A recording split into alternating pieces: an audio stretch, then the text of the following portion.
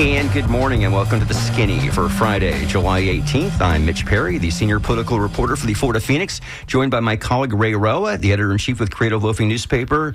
Hey, good morning, Ray. Good morning, Mitch. How's it going? You all recovered from your TPUSA experience? Yeah, Charlie Kirk, the big conservative confab that was the Tampa Convention Center last weekend. I was there, so you don't have to be. We will talk about that later in the show here. Definitely want to bring some of the issues up that I saw. I wrote about Tom Homan, the border czar, and his speech last Saturday night. Definitely interesting. So on the show, we're going to have a couple different issues talking about today. Later on, we're going to have former Tampa City Councilman Joe Citro on to talk about what's on his mind about all what's going on in Tampa politics and the like. And we're also going to get very much into talking about public education here with Hillsborough County School Board member Jessica Vaughn in just a moment. Before we get to Jessica, we want to also talk about, folks, and I think you've probably heard this if you're listening to WMNF, and certainly if you've been following the news, you probably saw overnight what the Congress did. Basically, the House joined the Senate in rescinding funds allocated to the Corporation for Public Broadcasting, which provides funding for PBS and NPR member stations. Now, combined with the fact that Governor Ron DeSantis in his budget that he released a couple weeks ago, he axed funding for public media from the state budget, and WMNF lost $100,000. And so from what happened last night, I believe there was another $130,000 that the station no longer has that was set up in this budget for MNF. And so what we're going to do, the station's doing tomorrow, of course, is going to be a special one-day fundraiser efforts to, and so, yeah, I mean, basically, this is reality, right? So it's a kind of an emergency one-day fundraiser to kind of make up for that at least $100,000. I guess it's even more than that now. So want to remind listeners, I think it begins at 7 a.m., I think, tomorrow. Yeah, it's going to be all day. So you'll hear the regular Saturday programming is what you're going to hear, but you're going to hear some different voices come on. I'll be on with Cheryl Mogul on the Saturday soiree. I don't know if you're coming on a show, Mitch, but you hear that. And you could donate right now, obviously. Get ahead of this. WMNF.org is where you could do that. But yeah, big Irish Dement Wasteland of the Free vibes lately. Going back to 1999, that was the state cut money that they ultimately was rescinded, I believe, but in this case, it's not going to be. Anyway, so we put that out there. Let's get to today's show. So, yes, Jessica Vaughn, who has been a school board member since 2020, elected first time and, of course, re-elected last year, even after she was targeted by Governor Ron DeSantis for defeat. That did not happen. Good morning, Jessica. Good morning. Such an honor to be here. I always love coming to WMNF, community-powered radio, and I will be donating tomorrow. Oh, wow. Fantastic. Thank you so much for that. Okay, so a couple things we want to really get to, and then we'll get some other things here in the half hour we have with you. Let's talk about this issue with removing books, okay? Because this has become a really huge issue. I mean, we go back a few years ago, of course, with this, with the quote, Ron DeSantis would say it's a hoax to say it's a book ban, but we know it's been happening. People have been following what's been going on in the schools the last few years. But let's talk about James Uthmeyer, our Attorney General. He got directly involved in Hillsborough County policy when he demanded the school district remove books that contain, quote, overly sexual content from libraries and classrooms in the district. And that followed a similar missive from then Commissioner of Education, Manny Diaz. Uthmeyer wrote to Superintendent Van Ayers, quote, you must act to protect your students from these gratuitously pornographic materials. Any delay in remedying the situation only exacerbates the current failure to ensure that students are safe. And some of these books are, let's see here, we've Chuck Polanyi, how do you pronounce his name? The guy wrote Choke. We've got Anne Frank's Diary, The Handmaid's Tale, I think 50 books in all. And Superintendent Van Ayers testified before the School Board of Education on June 4th. And what they did not want to hear about him was abiding by the process. And they gave him, the Board of Education gave Ayers 2 weeks to permanently remove those books or face the full force of the Department of Education and the Attorney General's office. It was kind of, I'm told, Jessica Vaughn, that this was kind of brutal, especially how your media specialists were described as, I think, child abusers by one board member there. Absolutely. And let's just clarify, just so for people understand. First of all, any book in our library, if a parent doesn't want their student to have access to it, they can call the media specialist and highlight the book or make sure their children doesn't have access. So we're already honoring parental rights. Secondly, there was a bill in legislation that died this last session that would have clearly defined anything with sexual content as pornographic, and then we would have been forced to remove it from our libraries anyway. That bill did not pass. And so it leaves it to the discretion of the district as well as actually our media specialists. If you look at the training for the media specialists that is provided by the state, they say they don't have a definition of pornography, but they use Merriam-Webster's definition, which essentially says the author's intent is arousal. And if that's not the intent from the author, it's not pornography. And so some of the frustration is we've been asking for clarity around this for so long.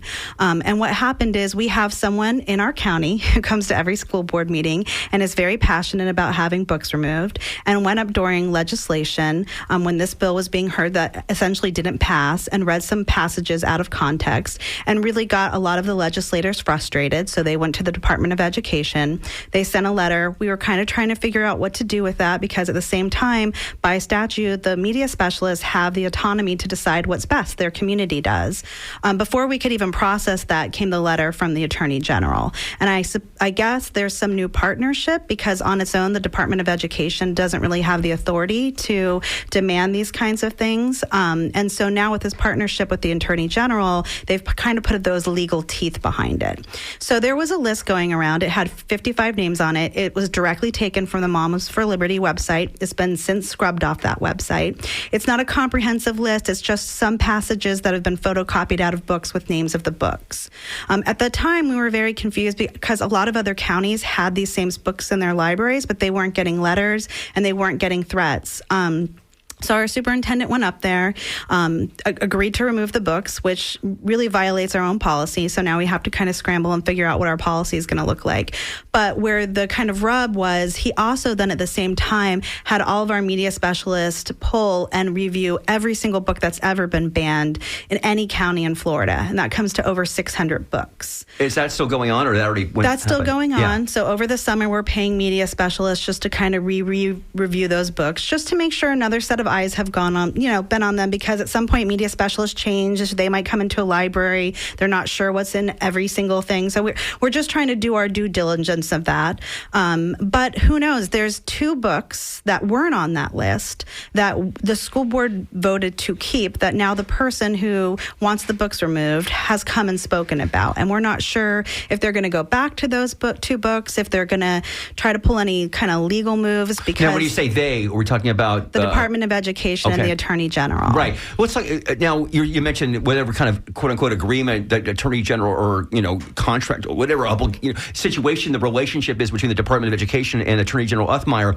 But Jessica Vaughn, I will just tell you, and again, you're just so skinny here, Mitch Perry, Ray Rowe. We're speaking with Jessica Vaughn, a Hillsborough County School Board member, about this situation where books were removed because of alleged sexual content.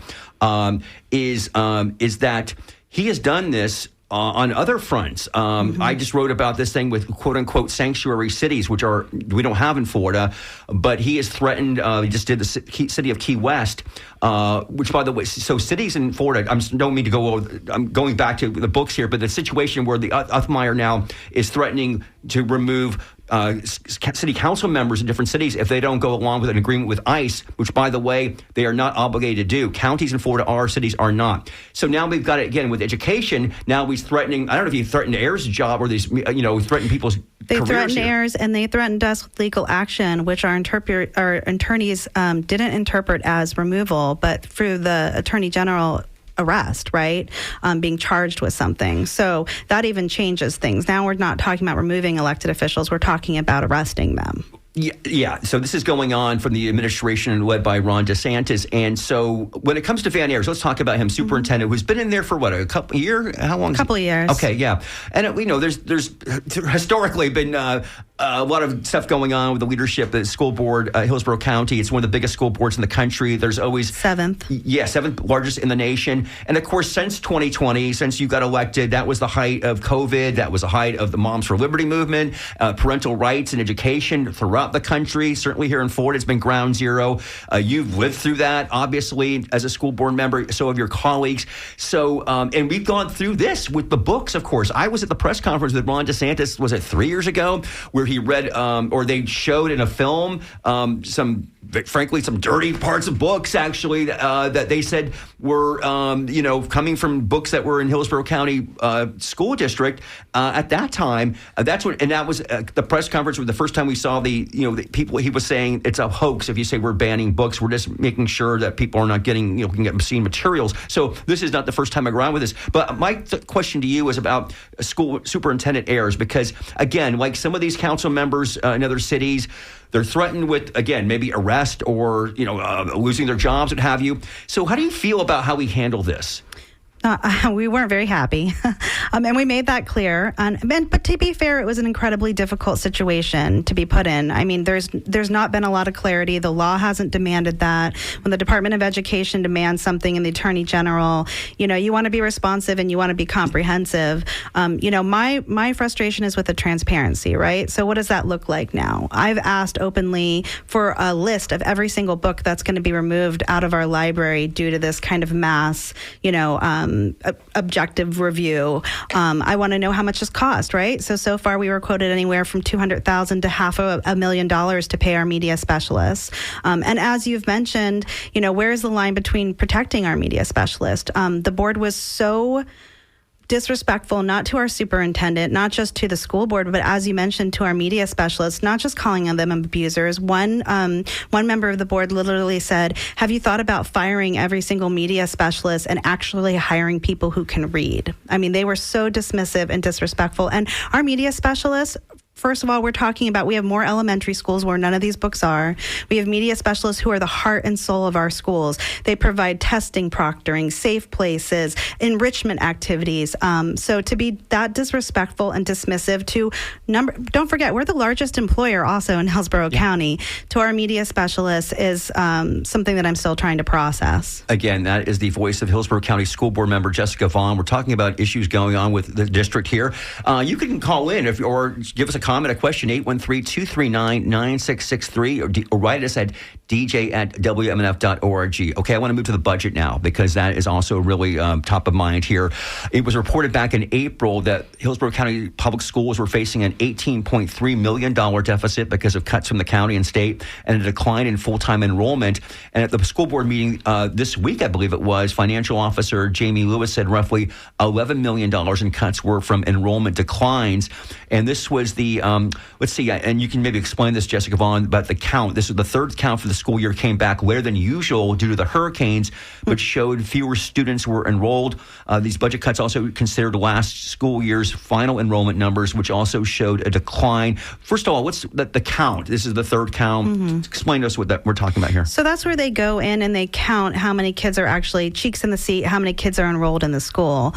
The problem, from my understanding, and it's very hard to get clarity on it, is that the process for voucher systems was rolled out without the proper infrastructure, right? They just basically offered all these vouchers. A couple years ago, yeah. And so when we get a count back and we say, hey, these students are enrolled, they can come back and be like, no, they've actually taken a scholarship, or your enrollment is incorrectly. Like, we give them our counts and then they come back and give us, they true up in their system.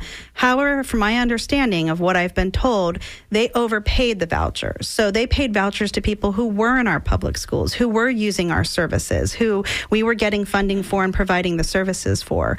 So since they've overfunded these vouchers or double paid on these vouchers, they've had to come back to each district and just take money away because they are actually in a deficit. So that causes our deficit. Now, some of it is just they're saying those students weren't in our classroom. And if they say that, regardless if we can show the enrollment or not, the state has the ultimate say. But a good portion of it was, we know these kids were in your schools. You provided services, some ESE services, but we're taking that money back because we've overpaid on these voucher systems. And to me, that's a slippery slope, because people want us to be fiscally responsible, good stewards of their tax dollars. But if we budget, and at any time the state, because they've overfunded something, can come in and just literally take millions of dollars. I mean, $18 million is a step. It's a yearly raise for almost all of our employees. If they can take that away without any accountability, it makes it incredibly hard to forecast and budget properly. I want to bring up something that this is happening to school boards throughout the whole state. Rocky Hanna, he's the superintendent of the Leon County School Board. He wrote a lengthy Facebook post a couple days ago on the Leon County School District's Facebook page discussing a lot of the different issues, why they have a $12.5 million shortfall. And then he wrote, after explaining specific line items, he said, quote, "I would be remiss if I didn't voice my deep disappointment in the decisions being made by state leaders. In a state," and this is all from his quote, "in a state with a strong economy and constant talk of tax cuts, public education continues to be underfunded. It is disheartening to watch our schools, places that shape the future of our state, get left behind. In the meantime, however, the legislature has found nearly $4 billion to fund private schools and students in homeschool programs. These schools, now funded with taxpayer dollars, have zero accountability and transparency. While there are multiple chapters of Florida statute that govern and regulate traditional public schools, private schools who are receiving tax scholarships for their students have zero." You know, we had Laura Hine on here for the Pinellas County School Board a couple of months ago, and she really is very passionate about this. And this, it's very hard to believe this is happening. It is. I know it is. We just, he just said it. You talk about, but how challenging is this for you, being a school board member, trying to represent the public school district here when you have that situation coming from Tallahassee? I mean, it keeps me up at night, and not a lot of things do. I knew when I ran for office, we were looking at an attempt to privatize education that's decades long, right? Starting with No Child Left Behind. But the brazenness and the how fast it's happening and how quickly they're defunding public education and how much this voucher expansion has really literally just taken so much money out of our budget. And it's not just the vouchers, then every legislation session, there's a categorical that's defunded. I mean, they almost took away a lot, one of our categoricals that does all of our AVID career preparation. It does our IB programs. We really had to rally the community and fight for that. And what's unfortunate is, public education isn't a partisan issue. I mean, it might seem like it if you look at just the legislators, but if you go into communities, again, where I was elected for a second time, that is a majority Republican community at this point, it's because people want good, strong public schools. They don't want to have to navigate charter school applications and carpools to get their kids. They want to move into a neighborhood and they want their kids to go to school with the people in the neighborhood, and they want strong public schools. Just like when, you said you segued away from the books to this budget crisis, but I don't think it is a segue. I think it's very intentional. I think there's a focus on the culture wars to distract from the conversation of the defunding, because no one in our community, very little people care about those books. We get no emails. No parents are concerned about the books. They know they can monitor the books, but that's what we spent the opening time talking about, and now we're talking about the defunding. But it's a perfect distraction, because when people find out whether again, we're the largest employer, and every single person has a kid in the school, a grandkid, somebody who teaches in the school. And when you threaten that establishment with constant defunding, it really upsets people. And so trying to figure out where all these little gaps of funding come in, unfortunately, where it normally comes in is, our employees are our biggest expense. And so we start to chip away at the people at our schools, those support specialists, those reading specialists, all the people in our schools who, one, keep our kids safe, and two, provide that extra support. And let me be clear, our quality isn't going down because we have amazing educators who show up every day for our kids. But what it does is it adds more stress and work to their lives. I mean, they're getting burnt out because they're still getting the work done, but they're having to work 2 or 3 times harder than that. And being an educator is already hard enough. And so, there's only going to be so long where they can kind of pick up all those places where we're defunding them. So, unless people really rally and make it a priority to protect public education when they're looking at every single person running for office, I don't care if it's soil and water. I don't care if it's your county commissioner, which actually has some funding on our budget. I don't care if it's all the way up to the governor and your representative. If you care about saving traditional public education, you have got to have those questions on every level with every single candidate. Again, that is the voice of Jessica Vaughn. She's a member of the Hillsborough County School Board. We're here on the Skinny here, WMNF, the studios of WMNF 88.5 FM in Tampa. Mitch Perry with Ray Roa. We'll be with former City Council member Joe Citro in a little bit, but still talking about these issues with education here. Jessica, we have a comment here from Gary writes in. He says, instead of banning books, why can't we have a, quote, opt-out list for concerned parents to sign that would not allow their child to check out a book, but allow them to remain in the library for other parents who have no objection to their child reading them? We do. Okay. We do have that. Yeah, any parent can, and not just our books, any curriculum, they can opt out of any piece that they want to. I mean, that's kind of the thought process. Is you've heard a lot of people saying, well, this isn't a book ban. Kids can go and they can buy this on Amazon. 40% of our kids live under the poverty level. They're not buying books off Amazon. And when you limit access to reading and access to literacy and literacy freedom, I mean, you can't sit here in one breath and talk about our abysmal literacy rates here in Florida and Hillsborough County and then justify banning access to literature. You know, as an educator, what you're taught is, it doesn't matter what kids are reading, get them reading. Get as much lexicon in front of them. Get as much text as you can in front of them. Whatever they're interested in, make sure graphic novels, back of a cereal box. You know, the important key to literacy is making sure kids have access to literature. And as you take it away based on whatever thought process you use, you are essentially banning books because not all kids have access to that. Yeah, great point there. I brought this quote, actually, going back to the budget issue. I think you mentioned this at the school board meeting the other day. I'm going to read this quote. You said, quote, "Are we going to get in front of families to let them know if we head into the next year in a $50 million deficit due to legislative and federal changes? Is that something we're going to be able to be clear about so our community doesn't think we are evil school board members who are guarding money and refusing to pass it on to families in our schools?" And that's the notion that you see, right? People don't understand educational funding. First of all, it's extremely complex. There's federal, there's state, there's local, there's categoricals, there's different budgets. It's extremely complex by design. And people don't understand it. And if we're not getting in front of it and they're not reading it or they're not listening it, that's exactly what people think. And I'm sure, Cityman Council Citrol will understand that people think if you have a budget deficit, it's directly related either to the decisions you're making or the fact that you just don't want to spend money. And our families deserve that. Now, there is a fear that we don't want to scare people away from public education, right? I mean, if you're sending out messages saying we're being completely defunded, unfortunately, that makes people afraid and they don't want to put their kids in public school. My son's in public school. For 90% of our kids, public school is the absolute best choice regardless. The things that they get exposed to, the wraparound services, things that private schools and public schools don't have the ability to offer, we have. So we don't want to scare our families away. But at the same point, we have to be honest and transparent about who's making those decisions. So if people do want to fight back and fight for public education, they know who are making those decisions. Hey, I know that last month you did honor Juneteenth, which of course is now a federal holiday, but the board did not observe Pride Month. Correct. Why not? Well, we observed 2 LGBTQ plus events a year. We do Pride, and we also, in October, we do LGBTQ plus History Month. And for many years previous to this, there's been discussion about whether we're going to recognize both. And this year, a majority of the board really wanted to do the one in October that talks about history and ties into, education a little bit more than Pride. So it just turned up that way. I think that was a disappointment. I made my own speech at the end honoring Pride and talking about Pride being for everyone. Not just our LGBTQ plus community.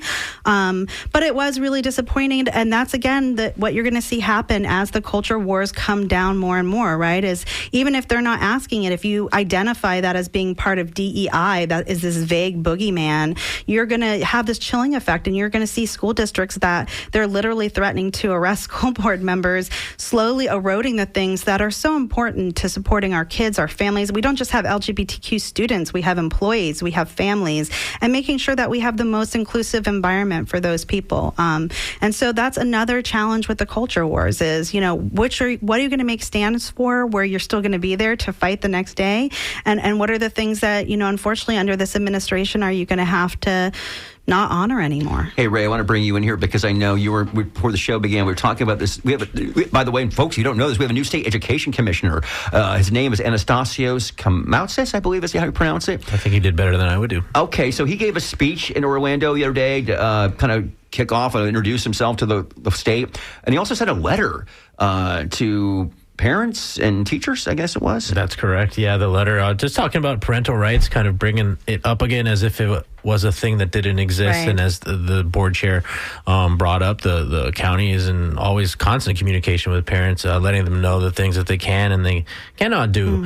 Right, their responsibilities for their kids. So it was interesting that it kind of took him this long to kind of formally address it. But it was also interesting. He quoted the Bible a lot, and he also said that that Florida was freeing kids from indoctrination. And I'm curious, it's the news seems so fresh. Have you heard from parents about this particular letter that he sent? How is the district responding to it? Well, I mean, we were forced to send it out. So that was our response, directly indicated we had to send it out. Honestly, I'm surprised I got more negative responses from parents who felt like it was the antithesis of what you described. It was more asking for, when it talked about there's a moment of silence and please make sure that your kid's using that to, focus on what's important. A lot of people took that towards saying, make sure your kids are praying during that moment of silence. And a lot of people felt like you mentioned, somebody said, I think mentioned it had God in it 6 or 7 times, that it was this push towards this very Christian perspective of what parental rights look like, that it constantly ties it to like something God related or Bible related. And I think that what's frustrating for a lot of parents is it seems to be parental rights on one side. It seems like it's very heavily geared towards parental rights who only see things in a specific manner. And that when you're talking about parental rights of LGBTQ plus parents, or you're talking about parental rights of parents who want to have diverse library books in their libraries, even if they have tough, explicit content in them, but it handles real things, that their rights are violated and dismissed, and that the real parental rights are the parents who agree with this administration. And so there was a lot of feedback about it was unnecessary, it was worrisome. Are we going to be intermingling church and state now? What is that going to look like? And then at the very end, from my understanding, is it really pushes parents to tattle, right? To, if they feel like your district isn't honoring these specific parent rights, to go to a portal and tell. And then that leads to, well, what happens once you tattle? Is the Attorney General going to come in? Is he going to arrest my favorite librrian? Is he going to take my kids? In fact, he gave a speech on Wednesday. My colleague, Christine Sexton from the Florida Phoenix, wrote about it, and he said he issued a series of missives to parents. Christine wrote, issued a series of missives to parents and teachers advising them of their statutory rights while cautioning superintendents that he was, quote, putting them on notice that if they violate these rights, I will be knocking on their door. This is not an empty threat. Again, with the threats. I mean... And it lends itself to, why aren't we partnering? Why is there this kind of authoritarian, almost fascist approach to education and, school board members and people making decisions? We're elected, right? We hire the superintendent. We're supposed to represent our community, and we do. So why would there be this combative? If we're talking about parental rights, why wouldn't we partner? And why wouldn't it be like, how can I support you? It's this whole kind of, fear-induced it's what I talked about the situation with cities, whether they want to have ICE agreements. I mean, just to go back to that a minute, because there's a lawsuit in South Miami mayor filed because, again, when it comes to this immigration issue, but I'm bringing this up but talking about what's going on with the schools because it's the same thing from the DeSantis administration where they're threatening. And that's what the mayor of South Miami, Javier Fernandez, told me. He says, we just want, we want to work together. I mean, we're both in government. That's a state. We're the city. We want to make sure to give the best services to our public. Why do we need to be fighting each other? But you're all in defense. And so there is a lawsuit filed because cities, when it comes to this working with ICE, the state has a state law that says counties have to do that. There is no law that cities don't. But the cities bring attention to themselves. They get a letter from James Uffmeyer saying, we will, you're sounding like a sanctuary city, which are illegal, and we'll terminate your tail, basically. So that is what I think, whatever your ideology of the listeners here in Florida, I just don't know how that really works for providing what you're doing here at the school board level, where theoretically what government is trying to do is make it better for our citizens in a very tough world. And not just our citizens, our kids, right? Yeah, I think our we're children. losing sight of the kids, right? Our now. Future. They're literally our future. And it's very hypocritical, right? Because our Attorney General's found himself in contempt of court often and is going to do what he wants to do anyway. And then during the last administration, regardless of what the federal laws were, our state said they were going to do whatever they wanted. So it's like autonomy for our state at the state level, but now not for local municipalities. Let me ask you, like you're saying, we talk all this policy and everything going on in the school board meetings, but we lose sight of the kids sometimes and the parents. In talking with the parents, how much do you feel like the kids notice this stuff, down from the younger kids all the way up to the high school kids? And how are parents communicating this whole bigger picture of public education and what's happening with their children? I mean, you can see it immediately. Like our middle school and high school kids are very inclusive. They're very focused on what our school district valued 5 years ago. Going forward, the mentality of the way that you treat each other with kindness and just the expectations of kids in elementary school is very different. There's a lot more incidences of kids using racial slurs, of bullying, of just not that kind of kindness that we talk about over and over again and that we teach is the way that you want to have like an inclusive classroom. So you can already kind of see the switch. Parents are way more emboldened to be demanding or to be unkind to the school that their kids go to. Just in general, you can see it permeate all throughout our district. However, again, I think that Hillsborough County is unique. We still have a Democratic board who, and even I will say our Republicans on our board are very dedicated to education. Like Stacey Hahn? Dr. Hahn, she's passionate about literacy. Member Rendon, she worked with social services before. ESE kids are her passion. Even Member Perez, she's mental health. So even though there's a lot of unfortunate politics going around, I think what our board does is try to stay very focused on the kids, and the conversations we have about agenda items are always what's best for our children. And I will say I feel very lucky in a time like this to work for a board where we've been able to stay micro-focused despite the chaos around us on what's best for our kids, our employees, and our families. Yeah, it is interesting with especially your race, board chair Vaughn. These are nonpartisan races, obviously, but technically, but yours really was able to stay outside of a lot of the losses that we're experiencing in a lot of county races and things like that. And the legislature really, they tried again to try to make it partisan school board races. Hey, before we let you go, because we're going to move on here in a moment, and again, thank you so much for coming in. Thank you. I wanted to mention that there was a death in the community. Saifo Musawat, I believe is how you pronounce his name, 20-year-old Tampa man, Palestinian, who was killed in the West Bank by settlers. He was beaten up last Friday. You knew this young man? Yeah, he owns the ice cream store down the it's very emotional for me. Down the street from us, that my son, who's obsessed with ice cream, we go to, and he's waited on us a few times. He waited on us in June, right before he went to Palestine. Just an amazing young man, very warm. I remembered him because of the fact that he just was such a kind person and always very helpful, gave a few extra scoops of toppings, or always was there to answer questions. So for our family and for our community, it's a huge loss. Yeah. Wanted to bring that up. And I know our ambassador, by the way, to Israel, Mike Huckabee, spoke out about this a couple days ago and says, hopefully we're going to find the killers here, basically. So wanted to bring that up here because that's definitely a big issue here in the community. Jessica Vaughn, we really appreciate you coming in this morning. It's really good to see you again. And thank you. Good luck as the school year unfolds here. I think you have 2 weeks we need something. it, air conditioning. Thanks so much. Always a pleasure to be here. Thank you so much. All right, we're going to pivot. We're going to stay kind of involved here in Hillsborough County, Tampa, news and politics. Joe Citro, former Tampa City Council member who may be another running for City Council in a couple years. Joe, good morning. Good morning, Mitch. Mitch, I don't mean to steal your show. I didn't know Ray was going to be here. Oh, yeah. You don't want to be here around me. No.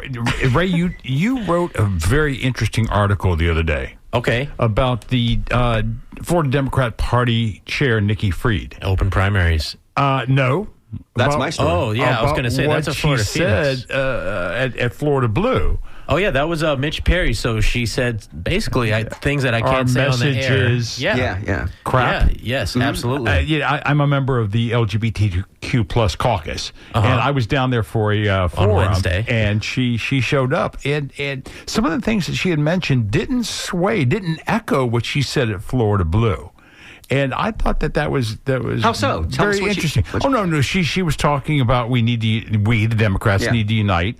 We need to get our message clear. We need to go to the next level and fighting back against Republicans. And I said, wait a second. Down at Leadership Blue, you said the message was crap. Yeah, and Mitch was in that room down there at the Hard Rock. But I thought that was a great article that you did. That was Mitch. Mitch. So that's a great example of the Florida Phoenix making that available. We published that on Creative Loafing, and it amplifies the reach. And but interesting, Joe. But yeah, I was on a program, and I was asked yesterday what were the top stories, and I was teetering on Florida that. This week. You were on. Yes. Teetering on that or the budget. And I said, well, I better lean toward the budget. We had a discussion about it. And I thought that was going to be a bigger news item. Our Democrat leader in the state of Florida saying our message was well, it's interesting you say that, Joe, because I was the only one who really picked up on that. Yeah. Mitch. Okay. Can we mention this for a moment? Because at that event, that was a huge event. There was about a month ago, I think. Yeah, end of June. About 900 Democrats in the room, and when she said that, there was a couple of reporters with me, and I thought like, did I hear that right? Right. And I was going to ask somebody else, and nobody was really reacting to it. And I thought that night, this is Saturday night, I go back to my hotel room in Davie, Fort Lauderdale, and I'm writing it up, and I go back to my tape, and I hear it. And I'm like, she pretty much sure heard it, but nobody else even tweeted that out. And so the next morning, I actually talked to somebody who, the Democratic Party, because I said, like, I know I heard this, but I want to be so certain I publish it because nobody else is doing this. Now, thank God I did, because it would have been awful if I'd not, because I'm all worried, but she clearly did. And I think she clearly, Joe Citro, wanted that out there. Obviously, you're speaking to 900 people. You want to get the thought that that's where I think that's more of a credibility issue with the donors, because there's a lot of people who are like, okay, are you snowing us? I mean, you've been, this party is not doing very well. We all know that. There's like a 9 to 10 point registration voter gap in the state of Florida between Republicans and Democrats. So to come out and keep on saying, hey, we're going to do the same old thing again, and like, maybe that's not working. And I totally agree with you. But we're seeing a shift here in Democrats. And I go to some of the caucuses, which I'm members of those caucuses. And you go to some Republican. I went to the Republican meeting the other last year. I want to hear everybody. Now you were. I want to hear. Now, you were a Republican. Now you're a Democrat. Yes, but going back to my point, I go to many caucuses here, and even some of the caucuses are saying, "Well, we're a new Democrat Party, and we're staying away from that far left." Right. Yeah. We don't want to be involved with that. There's been a fissure in the Hillsborough County Democratic Party because of this. Yes, part. there is. Yeah. And there are some people within the party that don't want to be a part of the Democrat Party of Hillsborough County. They want to go more toward the society because, wait a second, the Hillsborough Society. They can raise funds to make sure that candidates are elected. If you're just tuning in right now, you're listening to Skinny here on WMNF 88.5 FM. Mitch Perry with Ray Rowe. We're speaking to former Tampa City Council member Joe Citro. Joe, let's just get this out of the way. We don't have an election for almost 2 more years. Are you going to run in 2027? Of course I am. Oh, okay. Mitch, you know I am. There's an open seat in South Tampa, but I'm a citywide. The city is my heart. I've never run for anything else but city council. Some people were asking me to run for county commission. No, city is where my heart is. Now, you're a guy, because I've written about you for 10, 15 years. I know you ran for office several times back, before you won in 2019, I guess it was. You from Chicago? Where your roots, basically? Because you've been from other parts of the country. I was born in D.C. My stepfather's a mechanical engineer with a nuclear physicist degree during the height of the Vietnam War with the government clearance. So we never stayed in one place longer than 6 months. Yeah. However, most of the time was either here in Florida or up in Chicago. Okay, right, Chicago. That's what I always associate you with. No. I mean, we have so much to talk about on the city level. Yesterday, I had to cut short my viewing of the budget presentation, and I didn't get to public comment at the end. How much of that were you able to absorb yesterday? I know you were taping a show. I know the budgets are dense. You've been in those meetings before. Well, let me just go back a little bit. When I was on council, my term. Everything was gangbusters. We're a high economy, wonderful thing when things were going on. All of a sudden, boom, we were hit with pandemic. Right. Then we were hit with Black Lives Matter, defund the police. And things just kind of dropped out as far as budgetary and money's coming in. Have we still recovered from COVID financially, economically, this country? Now when I was looking at the budget yesterday, the first thing that popped in my mind is District 5 doesn't have a representative. Right. How much attention is going to be paid to District 5? Now, we know the budget's not going to be passed until September. Right. But by that time... And they're bringing it up earlier than ever, actually. I mean, if there's a runoff, the runoff won't happen until late October. Correct. So at every candidate forum, people should be asking, what do you think about the budget? How would you ask for the budget if you were in office for District 5? What would you expect to be done in District 5? Well, let me ask you this, though, because, again, that sounds great, and it's a great question, and absolutely should be asked by, and hopefully we'll be doing a debate here, actually. August 22nd We're working on that. We haven't told the candidates yet. Yeah, the candidates are going to be listening, what really? This is happening? But, yeah, we're going to hopefully get that word out. But, Joe, because I've seen this covering Tampa over the years where there's certain issues, and the mayor, whether it's in this case Jane Castor, formerly Bob Buckhorn, what have you, they have, obviously, this is a strong mayor form of government.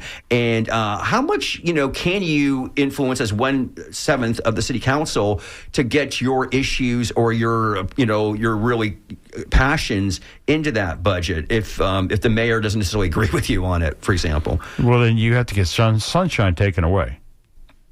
I think sunshine is outdated. The city council and other boards need to be able to communicate with one another, because if the only time they have to communicate is on the dais, right, there's very little you can get done, because you have an agenda that you have to follow. How are you going to have open lines of communication? Real, true politics is, you want to get something done, I want to get something done. Fine, let's work together and help one another out. With sunshine, you can't have that. Those days of old backroom cigar smoke, let's work on this, those days are over. Everything is too transparent. Everything is on our phones. Yeah, but don't you think the public, already distrusts politicians? How much? Maybe we could have more public meetings. I know that council person doesn't want to have another meeting, but that may be the politicians' faults. Why can't city council, if it's a full-time job? And it is now. I mean, you're getting paid like it is 75 now. Who in their right mind will walk into any boss's office and say, I'm going to give myself a 40% raise? That was ludicrous. Now, you voted against that. I did, and I voted against it, and I said, fine, I will go ahead and support it for the next elected officials. Right. Not for myself, for the next elected officials. Then if it's a full-time job, why are they only meeting one day a week? If it's a full-time job, why don't they have these meetings where they can have open discussions? Let's talk about that. So, because you were there for 4 years. Again, if you're just tuning in, it's 46 minutes after the hour here. We're Mitch Perry with Ray Rowe. We're talking to former Tampa City Council member Joe Citra, who is going to run again in 2027. So is it a full-time job or a part-time job? I treated it as a full-time job. I was there. Well, you're getting paid for it like it is now. Now, but not then. Yeah. Mm-hmm. I was there 40 hours a week and still at my other jobs 30 hours a week. And you're a hairdresser, right? I'm a hairstylist, yes I am. I have my own salon. Yeah. But I was at work 40 hours a week. I was there when there was tumbleweeds blowing down the hallways at City Hall because no other council people were there. I treated it as a full-time job. But why just have one meeting a week? Why not have 2, 3? Why not have open discussions? Argue they're doing CRAs and things like that, but they should have more open meetings. Well, why not? Yeah. Again, so a couple things, Joe. So if not for the council people, sorry, Mitch, if not for the council people, for the public. I'm going to be curious about. Sorry, Ray. I was watching the St. Petersburg City Council yesterday because they actually had. I cover state news a lot, and they had Senator Nick DeSegli and State Representative Lindsey Cross talking about what had just happened in Tallahassee and getting the feedback from the local city council members there. And the big issue that is going to be forefront for city council members throughout the next year is this push to get rid of property taxes, right? Because this is, for especially big cities like St. Pete and Tampa, this is huge in terms of what it brings in revenue-wise. And it's early days, but, Ron DeSantis was in Tampa on Wednesday, introduced Blaise Ngolia to be the new chief financial officer, and they're basically going to be campaigning as a tandem. I'm predicting this right now, the next year, going throughout the state, pushing for this, amendment, which we don't have on the ballot yet, that's going to be getting rid of property tax or a form of that, and I think that Nick DeSegli said yesterday he's not for getting rid of all property taxes. What's your thoughts about that when you hear the governor say we want to dephase this part of it? The mayor said yesterday property taxes pay for public safety. Let me go on 3 different levels on this. If you're over the age of 65 and you've had a house for 30 years that you've been paying a mortgage on, fine. I can understand lowering the property taxes on this. City of Tampa will lose $17 million minimum if property taxes go away. Now let's think about what these last 2 hurricanes have done. How many houses have come off the ad valorem because they've been demolished? We're going to face another budget crisis, not only for City of Tampa, School Board, and Hillsborough County. Where are these funds going to come from for all these houses that have been destroyed? Because the majority of the property taxes goes to school board, goes to police and fire. What else do we know that they go to? Is that the main ones? That's a lot, obviously. That's a lot. For Hillsborough County, that's transportation. That's Parks and Recreation. Right. Those are big things. Oh, by the way, Joe, a listener called in. You just heard when we talked. You mentioned you want to. The listener said, "Is the guest speaking against the Sunshine Law?" Why don't you explain a little more what you meant by that in terms of changing what we have now, which basically says that you cannot meet with a colleague, correct, one of your six other colleagues outside of a meeting. So if you want to push an agenda, can't discuss city government business, right? What I'm wanting to do is to see City Council meet in more of a forum so they can discuss things that may be on the agenda, future items that may come on the agenda, future laws, codes, and ordinance in a public setting. Okay, that's important. Then beside being just on the dais. On the dais, we have an agenda that we should follow so that we're not wasting our time, we're not wasting the public's time, so we can't have open discussions St. Petersburg actually does that because they don't have, I was watching, like I said, this meeting I was watching yesterday with the state legislators, that was not part of their official city council, which began, I believe, at 1:30 yesterday. This was at 11:30 in the morning. This was specifically a meeting, about legislative issues, but it, you know what I mean? So it was a council meeting, but it wasn't in front of the main dais, it was in front of the public. I mean, we watched it on streaming, so it was in front of the public, but it wasn't in front of they had limited people to sit around there. So they do, I believe, on mostly still on the same Thursday, but they will not have it as official city council. So kind of what you're talking about. That's fine. Why don't we be able to have these discussions on an off evening? Starting at, say, 7 o'clock, where parents have come home after work, they fed their children, they can come down to visit. That people that work during the day can come down to visit. One meeting a month one meeting a week is not enough for the city council, in my opinion.